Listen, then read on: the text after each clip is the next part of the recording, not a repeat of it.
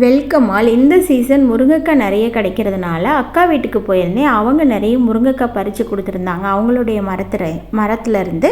So அதை மட்டும் வச்சு நான் இன்றைக்கி ஒரு சூப்பரான ரெசிபி செஞ்சு காட்ட போகிறேன். ஆயில் தேவையான அளவு ஆட் பண்ணிவிட்டு அதில் கரம் மசாலா ஆட் பண்ணிவிட்டு அதுக்கப்புறம் இஞ்சி பூண்டு பேஸ்ட்டு கொஞ்சம் ஆட் பண்ணிக்கிறேன். ஆட் பண்ணிவிட்டு நல்லா வதக்கிட்டு சின்ன வெங்காயம் கல் உப்பும் சேர்த்து ஆட் பண்ணி வதக்கிக்கிறேன். கல் உப்பு ஆட் பண்ணும்போது சின்ன வெங்காயத்துலேருந்து தண்ணி நல்லாவே பிரிஞ்சு வந்துடும். நம்ம எந்த ரெசிபியாக இருந்தாலும் பல்லாரி வெங்காயம் யூஸ் பண்ணுறதை விட சின்ன வெங்காயம் யூஸ் பண்ணும்போது நமக்கு நல்லா டேஸ்ட்டு தரும். நம்ம உரிக்கிறதுக்கு சோம்பேறிப்படாமல் கொஞ்சமாக உரித்து நாம் சின்ன வெங்காயம் சேர்த்து நம்ம எந்த ரெசிபி பண்ணாலும் நல்லாவே டேஸ்ட்டாக இருக்கும். இதுக்கப்புறம் தக்காளியும் ஆட் பண்ணி நல்லா வதக்கிக்கிறேன். கருவேப்பிலை மல்லியில புதினா கொஞ்சமாக ஆட் பண்ணி அதையும் நல்லாவே வதக்கிக்கிறேன். வதங்கினதுக்கப்புறம் நான் சின்னதாக கட் பண்ணி வச்சுருக்கேன். நமக்கு குழம்புக்கு யூஸ் பண்ணுற மாதிரி தான் கட் பண்ணியிருக்கேன். நார்மலாக எப்பயும் போல் முருங்கைக்காய் எப்படி கட் பண்ணுவோமோ அந்த அளவுக்கு இதை முருங்கைக்காயை இதில் ஆட் பண்ணி நல்லா வதக்கிக்கிறேன்.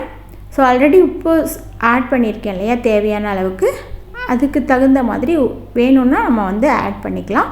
அதோடு சேர்த்து மஞ்சத்தூள், குழம்பு மிளகாய்த்தூள், ரெட் சில்லி பவுடர் இது ரெண்டும் சேர்த்து ஆட் பண்ணிக்கிறேன். அதோடு சேர்த்து கொஞ்சமாக மல்லித்தூளும் ஆட் பண்ணி நல்லா வதங்கினதுக்கப்புறம் கொஞ்சமாக தண்ணி ஊற்றி கொதிக்க வச்சுட்டு ஒரு கொதி வந்ததுக்கப்புறம் தேங்காயும் சோம்பும் ஒரு 4 முந்திரி மட்டும் அரைச்சி இதில் நான் ஆட் பண்ண போகிறேன். ஆட் பண்ணி மூடி வச்சு நம்ம நல்லா வெந்ததுக்கப்புறம் எடுத்துட்டோம் அப்படின்னா சூப்பரான முருங்கைக்காய் கிரேவி ரெடி ஆயிரும். இதில் வேறு எந்த காயும் சேர்க்க தேவையில்லை.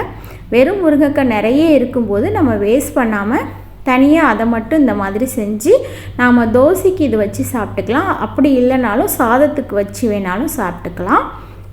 முந்திரி ஆட் பண்ணல அப்படின்னா தேங்காய் சோம்பு அதோடு சேர்த்து கொஞ்சமாக பொட்டுக்கடலை ஆட் பண்ணி அரைச்சிக்கலாம். அப்படியும் பண்ணலாம். அப்படி பண்ணாலும் டேஸ்ட்டாக இருக்கும். ஸோ இந்த வீடியோ பிடிச்சிருந்துச்சுன்னா மறக்காமல் இந்த சேனலை சப்ஸ்கிரைப் பண்ணிடுங்க. தேங்க்யூ ஃபார் வாட்சிங்.